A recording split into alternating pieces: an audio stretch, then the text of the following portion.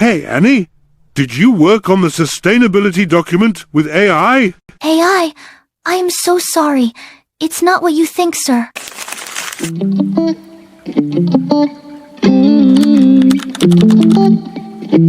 This is ChatGPT. It can land us in trouble with the client. Please conduct a research on how to make AI undetectable. It definitely looks like I copied and pasted. Time to work on it.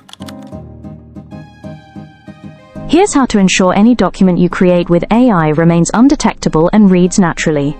1. Rewrite in your voice. AI often sounds robotic or overly formal. Human writing has tone shifts, sentence variety, and emotional perspective. So give your work that personal touch. Make it you. 2. Edit for flow and logic. AI can jumble ideas or present them in odd order. Rearrange paragraphs for better logic and emphasis.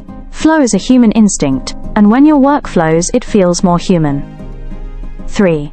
Run it through an editing tool. Use tools like Grammarly or Quillbot to tighten grammar and eliminate repetition. But don't stop there. Your final edit should come from you.